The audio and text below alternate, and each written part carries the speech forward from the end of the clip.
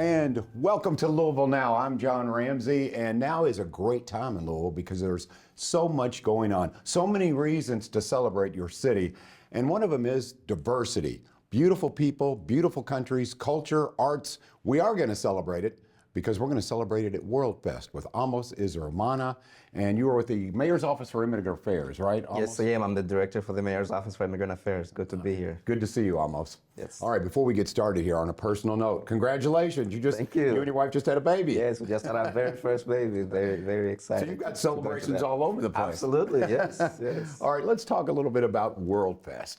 Obviously, it's been very successful. Yes. And I think it does showcase the fact that Louisville is a very diverse city with, as I said, lots of different countries, cultures, arts. Absolutely. So when you describe Worldfest to someone, what do you say, Amos? So the very first thing that I say is that, Louisville is a welcoming city, and that goes beyond our national accreditation as a welcoming city, because Worldfest has been around well before we were even recognized as a welcoming city. So we're celebrating 23 years of consecutive Worldfest celebrations here in Louisville, and I think that's a very big thing to celebrate as a community.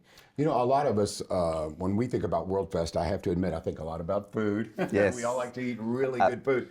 That's only a part of it. Absolutely. So almost for those who are watching Louisville Now and they're thinking, okay, what am I going to see? Why should I go? Can I take the kids? Tell us all about it. Yeah, so Worldfest spends over Labor Day weekend. So you have 5 days from Friday, August 29th, up to Monday, September 1st. And so throughout those days, you have the opportunity to try out food from all over the world. But there's a lot more. There's music. You get to see performances from a wide range of cultural performing groups from here in Louisville. And then there's the parade of cultures that happens on Saturday, which will be August 30th this year. And that's also very beautiful to see. We have over 100 countries represented in Louisville. And so you get to see majority of those countries represented in that parade. And of course, on Friday, there's a naturalization ceremony where over 100 new citizens will be sworn in to become, new United States citizens. So it's really a wide range of things to experience during Worldfest, and it's going to be fun. Almost, you covered a lot there, but I want to go into a little bit more detail. You were talking about the Parade of Cultures? Yes. Okay. When I think about a Parade of Cultures, I'm thinking about vibrant colors, flags from different parts of the world. What will people see? And so that's exactly what you will see, right? And so the parade starts right at Metro Hall and goes all the way to the Overlook stage at the Belvedere. And so you'll definitely see those bright colors of, traditional garments from all over the world. One of my favorite things to see is the Chinese group. It usually comes with traditional drums that they drum all the way from Metro Hall to the Belvedere, and it's just really a very, very beautiful sight. And another great thing to see again is, it's in the heart of downtown, where it just shows how vibrant our city is, not only with the cultures, but also you see people from all over, regardless, whether they're from Europe, Asia, from Africa, from South America. It's really to see. It's like traveling the world without leaving our city. Ooh, that's a good way of putting it. Yes. The naturalization ceremony. I have been there. It's to me, it was very emotional. Talk about what it means to people who have come to Louisville from another part of the world to become an American citizen. Yes, so one of the reasons why it's very emotional for me. I became a citizen in 2014, and I had never voted in my life. And one of the things that I was really, looking forward to is that opportunity to vote, right? Because for many people, especially, those that come here from, let's say a refugee camp or come from a place where they were, displaced for a long time, they've never had a voice. And so that naturalization ceremony, becoming a citizen and becoming, one of, a very vibrant country, you sort of, you see yourself differently because now you are seen as a U.S. citizen and you have a voice. And so it's really emotional to see. And, I always talk to people during the ceremony about what they feel when they're, taking that oath and officially becoming U.S. citizens. And it's really, if you look through the room, you'll see people crying, you'll see, people joyful. and it's really it's done meaningful for people who come from places where they haven't had an opportunity for themselves to have a voice and be seen as individuals in their home countries. You know, it's interesting that the timing of this, because it's a big topic of conversation now. Absolutely. About being an American citizen, and you articulated that very well about the importance of and how it's emotional. You know, I'd like to think that we're a very welcoming city, that Louisville's a welcoming city. And I want to hear it from you, Amos. Tell us about the diversity of Louisville and your thoughts. Yes, so again, we are a welcoming city, and we have been officially designated as a welcoming city, and that's something, again, to be proud of, not just because of Worldfest, which is, a once-a-year celebration, but also throughout, the year. As you know, I also host a show called Dining Around the World right here in Louisville, and that shows about, how welcoming we are, because you get to talk to people who are lifelong Louisvillians, and they will tell you, we embrace the various cultures, the various cuisines, the music, throughout the year. And I think that just shows really what Louisville is all about. Louisville is not just, bourbon. It's not just the Derby. We have a wide range of experiences that you can have that will show you the world for what it is right here. I love that. Okay, so I'm looking forward to Worldfest. You should be as well. Absolutely. So tell me, when you go to Worldfest, okay, there's all these different foods. So foods around the world, and you host your show, so you're an authority here. so tell me, where should I go? What booth, what little food truck, what area should I visit? What should I try? So absolutely, you gotta try Ramiro's Cantinas, the tacos. They always have a food truck there. However, one of my very favorite is it's a Caribbean cuisine, either in Kissy, which is usually also at Worldfest, and then of course you gotta try some of the gyros, on the western side of the Belvedere during Worldfest. But there are also a wide range of Hispanic foods as well, making me hungry. which is always great to try out. Yes. All right, Almost. Again, remind everyone times, when they should come. Get ready for Worldfest. Tell them about it. Yes, so Worldfest will be August 29th to September 1st this year. And again, it's over Labor Day weekend, and so most people will be here. Some may be out of town, but if you are, you have an opportunity to attend at least one of those days and see what Worldfest is all about. Almost, thank you so much. Thank you for having me. Mayor's Office of Immigrant Affairs, Almost, and he's brand new daddy as well. Lots to celebrate. Okay, coming up, the ABC, alcoholic beverage control. What do they do? We're going to find out next on Louisville Now. Enjoy 7 acres of international music, cuisine, and culture at Louisville's 23rd Annual Worldfest. The 4-day event will feature a parade of cultures, 3 stages of entertainment, and more than 150 international vendors with merchandise, art, food, and beverages. All in a global village highlighting cultures from around the world. And best of all, it's family-friendly and free for all ages. Take in all the sights, sounds, and activities in the heart of downtown at Louisville's scenic Belvedere overlooking the riverfront. Worldfest will take place Labor Day weekend 2025, running from Friday, August 29th to Monday, September 1st. So come on out and explore the rich and vibrant mix of nationalities that help make Louisville one of our nation's most diverse cities.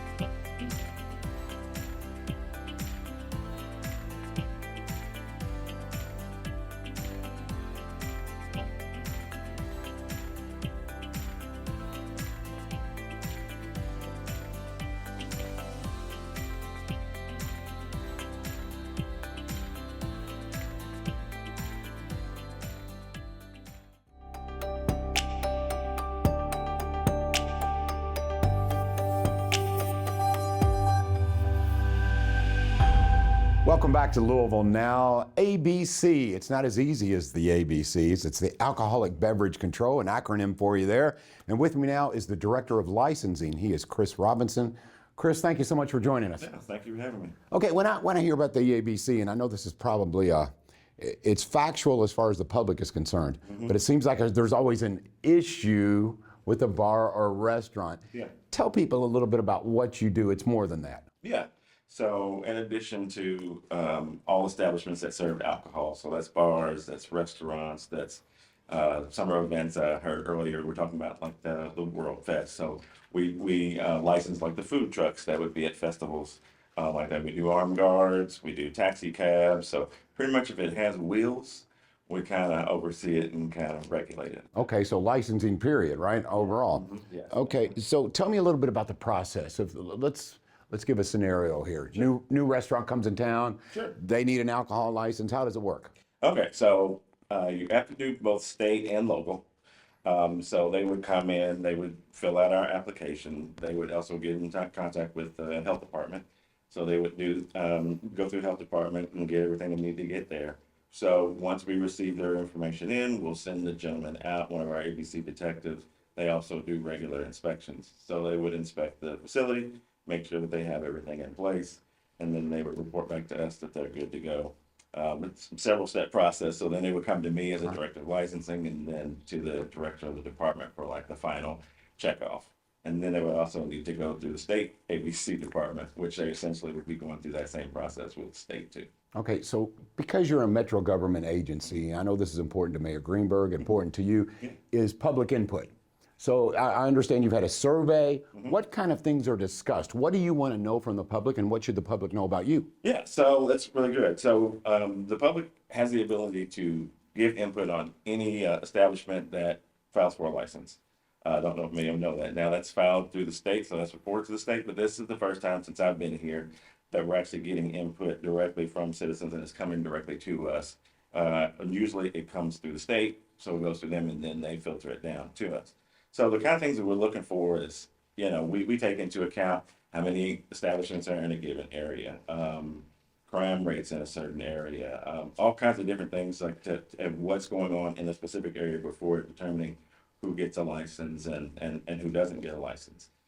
So this survey that we have, I think it's in the Highlands in Duluth, if my memory serves me correct. But so we're getting input on what the public thinks on certain areas. So whether they feel like there's too many establishments, if they have an issue or an alt with a particular establishment, they're able to put that in the survey as well. So I know as of last week, we're at 500 that we have received in. It might be more than that. It's been over the weekend, but we've got a lot of good response in regards to it.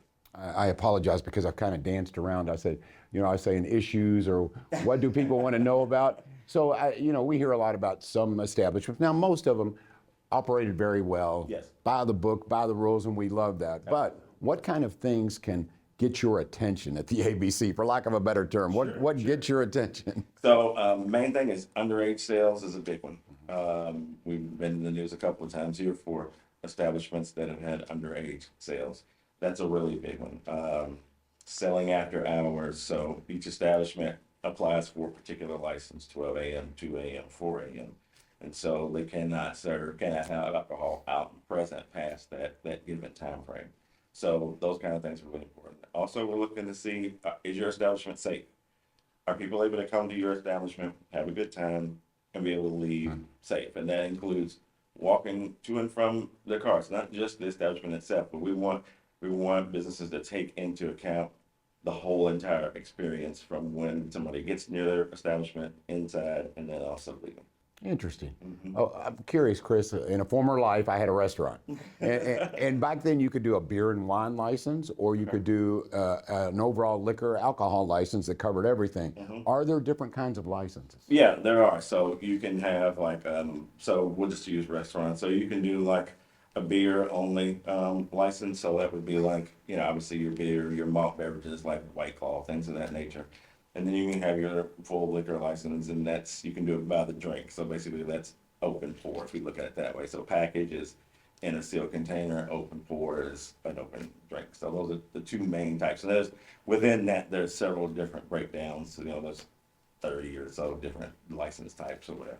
I'm not sure, Chris, and if you would please confirm or deny, do you have any kind of jurisdiction or governance over how long bars and restaurants are open? Is that something that you guys also keep an eye on? Absolutely. So an establishment, when they apply initially, they have to put an ad in the paper, and then that ad they have to specify what they're applying for. So just because they apply for it doesn't always mean that they're going to get it, but they do have to put that in there. So if they're just going to close the standard 12, there's no mention of closing, but anything 2 or 4 o'clock, that's how they're broken down. So you can go to 2 a.m. and then you can go to 4 a.m. And that's done strictly at the local level. State ABC does not look at late hours at all. That's only at the local level. So that's something that we absolutely want to know. We want to know like what type of establishment is it? Is it a bar? Is it a club? Or is it just a restaurant? Because then we're going to take into account other concerns. Obviously, safety concerns. Do you have adequate security? Do you have a plan in place if something does, go off and doesn't go as expected? So all that is super important. And so sometimes what we'll suggest is that an establishment start with the regular 12 a.m., see how that goes, and then they can apply for an amended license. So then they have the ability to do that as well. They can apply for an amended license to get 2 a.m. or 4 a.m. Good idea. These public surveys, I'm curious, how do you vet those as far as some of them could be someone has a personal vendetta or, they just don't like this establishment or it's too close or loud, and that's a whole nother issue is noise ordinance and all of that. Yeah, I hear you. But exactly. But what kind of positive feedback do you get? Let's talk about some good stuff. Yeah, so, I would consider positive feedback as almost no feedback. And by no feedback, I mean like they don't have an issue with the establishment. Everything is going kind of as expected.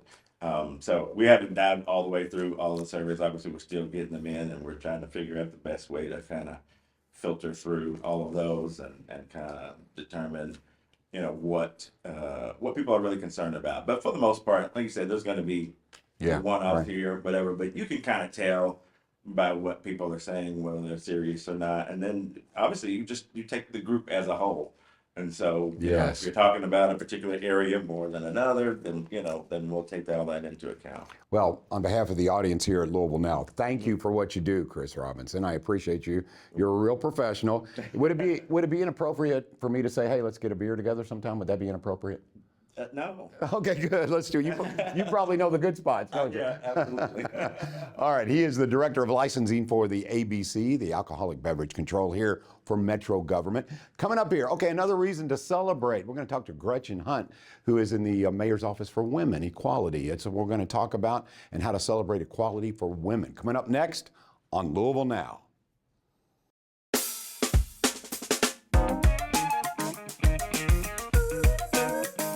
Hi, I'm Roseanne Maston with Louisville Tourism. Here's what's happening this week. Enjoy free bluegrass as part of the Pickin' in Paristown series on the third Friday of each month. The August 15th show will feature the Mama Said String Band at Christie's Garden in Paristown Point from 6 to 9 p.m. Enjoy after hours in the New Lou neighborhood on August 22nd with live music, pop-up art activations, and exclusive in-store experiences. Retailers and local businesses will stay open late, offering discounts, limited time offers, and one-of-a-kind finds you won't want to miss. Join Watch Hill proper at the American Whiskey Festival on August 16th. With over 2,200 expressions and a national reputation as one of the most comprehensive whiskey bars in the country, this event is for everyone, from casual sipper to seasoned connoisseur, to raise their glass. Want to channel your inner historian and archaeologist? Join the August 18th tour of the historic Oxmoor Farm Estate and archaeological dig site. You'll learn the history of the people who lived and worked at Oxmoor Farm, get a tour of the excavation site, and an opportunity to participate in a special dig. Find out more details about these events and others at gotolouisville.com. Just click on the calendar of events.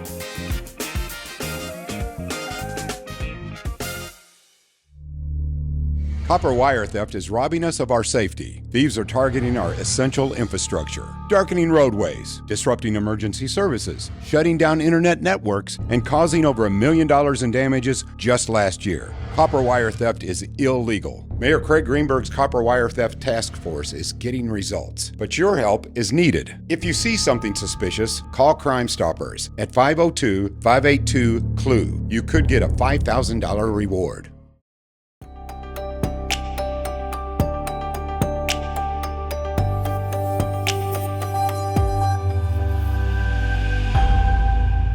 Welcome back to Louisville Now. We opened the show and we talked about so many reasons to celebrate, and one of them is Women's Equality Day. With me now is Gretchen Hunt. She is the director for the Mayor's Office for Women. Gretchen, welcome back. Good to see you again. Good morning. I love that color. Thank you. What do we call that? Is that like a I don't mint? know, mint green, but it's also sometimes shows up in Racing Louisville's colors. So I'm always representing women's sports here. You're so together. You look fantastic. It's good to see you. Thank you. All right, let's talk a little bit about your office and what it does. You've been on this show before, or one of our shows here on Metro Yep. TV. And a little overview for those who do not know, what is the Office for Women? What do you accomplish? Sure. So the Office for Women has been in place since 1991, but now moving up to 2025, our work is more important than ever. So we just try to make sure that we are building as strong a Louisville as possible for women and gender diverse folks, and we do that through programming, through education, through policy. So recently, we even invited men into the conversation. We had a training called Office for Women Allies for men to join the work that we're doing, to focus on them as caregivers, them as allies, their mental health, how they show up to prevent violence against women. So even though it's an office for women, what we're trying to do is build a stronger, safer, healthier Louisville, along with the mayor's mission, but make sure that really works for women too. Yeah, a lot of the issues you contend with, and I know there's many, but number one, of course, safety. And you have educated me somewhat in our conversations, both on camera and off camera, about how important that is and how, women need to feel safe, especially in environments when they're by themselves or with their children. Talk a little about that, if you would. Sure. So, of course, that is the mayor's #1 priority. And I think what we all want and deserve in Louisville, and we're all striving to promote safety. And so when we talk about women, that also means things that go beyond even crime. So it's whether or not you feel comfortable in a place, whether you're going to walk down a street, do you feel like you belong there? Is that sidewalk wide enough to push a stroller? So just really thinking about how do we design things and how do we create a city that works for everyone. And usually if a place is safe for women and kids, it's probably safe for everybody. It's probably a place that you want to hang out and be there. So women are also sometimes a good barometer of how a city can be functioning for You're everybody. perfect for the office. You are so busy and you're so passionate and you're making a difference. So thank you before I go any further. Absolutely. Okay, August 23rd. Yes. Big day. Yes. So tell folks about it. So Women's Equality Day is celebrated around the country, and it really honors women's right to vote, which happened a long time ago, but it's always good to remind why it's important that we all vote. So we're celebrating it Saturday, August 23rd at Atherton High School. I am an alum, so a little plug for Atherton, but we are partnering with students there. We have a all-star lineup and a discussion with Coach Mo Reed of women's basketball at Bellarmine, and just retired Colonel Kate Clemmer of the Louisville Fire Department, talking about engagement and excellence. So we're really highlighting the role of women in a lot of ways. So this just is not only about the right to vote and women's equality, which is I'll call you first and foremost on that day, but also it sounds like your speakers, women that people can admire and be inspired by, right? So tell me a little bit more about each one of your speakers. Yeah, so the theme is engagement and excellence, because really voting is a way that you engage civically, but we want to go beyond that. We want to show why it's important for women to show up and be active in a lot of roles of power. So Colonel Kate Clemmer is just retired from Louisville Fire Department, but she was the highest serving woman ever in the history of the fire department, which is really phenomenal. Women firefighters are only 4% of firefighters nationally, so it's really great that we had such a prominent woman. And Coach Monique Reed of Bellarmine Women's Basketball, she'll tell you more, but she will really hype their team. But we know the energy around women's sports right now. We know that it's one of the fastest growing industries, that Louisville has a premier professional team. The one professional team in the state is Racing Louisville here in Louisville. So both of them will really talk about their own careers and how they show up with excellence and engagement, and hopefully inspire other girls and women to step up in whatever field they're in. You just touched upon a question I wanted to ask you, because that's a big part of what you do in your office, is inspiring young women to become leaders like yourself. I hope you'll speak at this event, but tell me, how important is that to your office? Is really developing a culture where women feel like, I'm not only equal, I can do anything I want. And I know that's easy to say, kind of a cliche, Yeah. but it's true. Yeah, it is. And I think that we do it together. And so I would actually spin that question a little bit and say how important it is right now to do work intergenerationally. So not just with young women, but with older women who have a lot of wisdom. And I think that's the magic, actually. So a number of the women helping to plan the event are at all stages of life. Plus we have young women. So I think if everybody looks at each other, because the youth also have a lot of integrity and passion and vision right now. So we have a lot to learn from them as well. So we really do enjoy doing that at the Office for Women. Grace James Academy will have some students there. We love partnering with them, with the Georgia Chaffee Tap School, with all JCPS schools and any other schools, parochial or otherwise in the area. We have interns throughout the year that help us. So young people are really a cornerstone of the Office for Women as well. Gretchen, I know something that's important to the mayor, Mayor Greenberg, and you, Gretchen Hunt, is to really solve a problem, you have to identify the problem. Like, okay, what is the issue? How do we become a safer city? How do we express the fact that we're all about equality for everyone? What issues do you see in Louisville right now that you're trying to tackle? Well, take even gun violence, which our whole community is really suffering from, but particular neighborhoods experience higher rates of gun violence.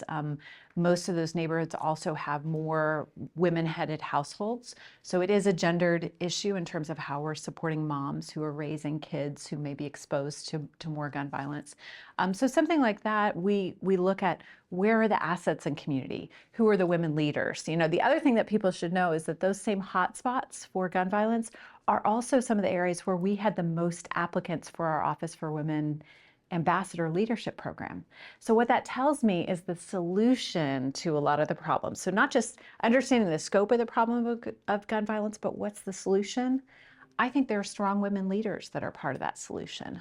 So that's part of what our office does, is both identify problems, but identify the assets in community and strengthen those bonds between women from all across this city. We do that very well, I think, through the Ambassador Program. So tell me a little bit more about that. We got a little time here. I know August 23rd, we want to stay with that, but the Ambassador Program, how would a young woman get involved? So that is women and gender diverse folks from any age. So we have applications that will come out in September, so soon, for the 2026 cohort. It'll be our fourth cohort from January to June. They meet a day a month. So people apply, and we try to get a cross-section of at least one person from every of the Metro Council districts. So last year we had 162 applicants from all 26 districts. And that is an amazing opportunity for women and folks to meet each other who are from Smoketown to Prospect, from California all the way down to Fern Creek. And that's really been a beautiful program. And they're planning Women's Equality Day. So you actually won't hear me speak as much at Women's Equality Day. I'll be there, but the ambassadors will be representing our office. And that's what we're trying to do, is really share that leadership and that power of this office so that people feel ownership and know that this city government is their own. It really does belong to them. So for people who want tickets for August 23rd, that's Atherton High School. You mentioned that, all those fantastic speakers. Okay, where would they go? They can just show up that day. It's from 10 to 12:30. If you want to register in advance, that gives us a sense of how many folks and how many people might need childcare or interpretation, so that's helpful. But otherwise, you can just come. Men, women, girls, boys, everybody is welcome. Thank you so much, Gretchen. Thank you. Gretchen, appreciate what you do. Okay, that would be a great event on the 23rd. So we talked about Worldfest celebration, Women's Equality Day. We talked a little educational segment on the ABC. So we want to thank you so much for joining us here. We appreciate it. Keep tuning in to Louisville Now. Tell your friends about Metro Television. You want to be up to date on the city, know what great people like Gretchen Hunt do, then please keep tuning in to Louisville Now. We'll see you next time.